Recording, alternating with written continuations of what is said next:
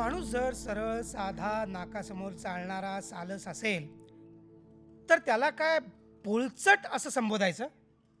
तो जर सभ्य धीर गंभीर विद्वान असेल तर बावळट, हा, अशी त्याची व्याख्या करायची. पण म्हणजे महत्वाकांक्षाच नको का? कुठल्या बाबतीत अग्रेशन नको?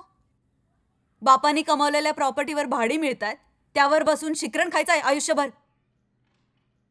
अरे कशात तरी भाग घे, कुठल्या तरी भिंतीवर डोकं आपट, काहीतरी कर. रुटीन मोड तुझं. मला म्हणाला होतास प्रवासाची खूप आवड आहे तुला. आता फक्त डायनिंग टेबल ते टॉयलेट एवढाच प्रवास करतोस. फद्यास तू फद्या. कसं आहे, तत्वता मी फद्या नाही. फद्या या शब्दाची व्याख्या करायची झाली तर अंगात काही एनर्जी नसलेला मनुष्य. मुळात माझ्यात भरपूर एनर्जी आहे.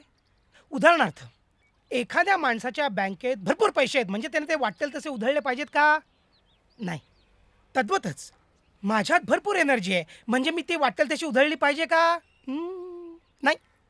थोडक्यात तुझा माझ्याकडे बघण्याचा दृष्टिकोन फद्या असून मी फद्या नाही.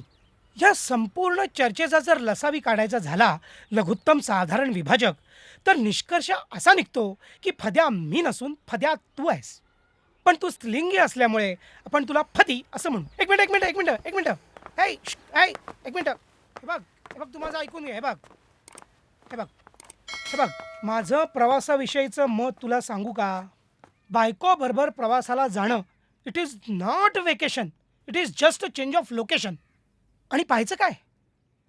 पानं फुलं झाडं पक्षी हे काय दिसतंय? काय वेगळं दिसतंय? नाही दिसत. झाडं पानं फुलं. आता राहिला प्रश्न समुद्राचा.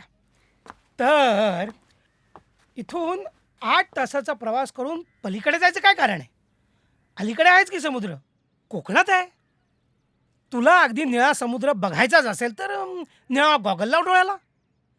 अरे निळाच काय, लाल हिरवा पिवळा केशरी जांभळा हव्या त्या प्रकारचे गॉगल अवेलेबल आहेत. हव्या त्या रंगाचे. पाहिजे तो समुद्र बघ. तिकडे कशाला जायचं?